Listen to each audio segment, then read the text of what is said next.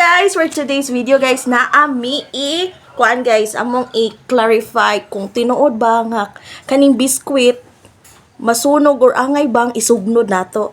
Pilipino na kinakain nila most likely everyday. Ito po yung gawa sa harina. So ato i-try guys kung mo kalayo ba or mo usan na boy? Siga. Musiga ba? So dili may mutug-an unsa ni siya nga brand guys. Pero inani man gitong naw nga ako nakitaan sa kuanda sa video. So ato i-try ha. Sige go.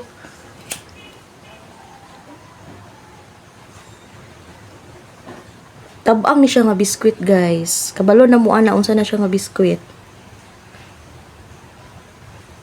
Paduol babe. Ano na? Siga gitu. Lani siga jud siya guys. Nanawa. Ni siga jud siya.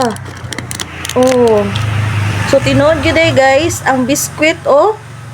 So naay gyud content ang biskwit nga masunog gyud, makadaot gyud din po ni siya guys sa tong health. Kitanawa oh.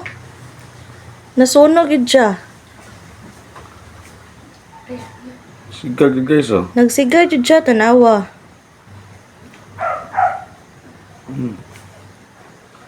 Balik ka ba? Napalong man. Hangin man. O, tanawang biskwit guys. Di lami masulti sa brand guys ha, pero tanawa ni siga gyud siya oh. Oh, di ba? Ni kalayo gyud siya guys, so pwede siya masugnod. Wa mo'y kahoy diya hala, pamalit mo inani nga biskwit to. Nuod gitu guys eh. Di na tama. So, unsa mainyuhang kuan conclusion ani nga biskwit angay ba ni siya kanon or dili? Kanon ay lami man. Oh, ako sugana. Naagi ni siya content guys nga Tanan to, makadaot gyud. Tako ako sugana oh, biskwit na ha, biskwit. Tabangon ni siya nga biskwit guys. Di lami mosulti sa brand kay lisod na. Spanish brand. Bro, ang ilahang mga content guys same ra gyud sa pan. Inana, biskwit pan pariha ra gyud oh. So kamo na i-conclude ana guys Gaya kung, ma. Kanon lang tadi guys. kung makadaot ba gyud ning biskwita ha. Tapay daghan dire. Ano gini? Atilay labay guys eh. Oh, tanawa gud oh. Labay na Gilabay ako. lagi.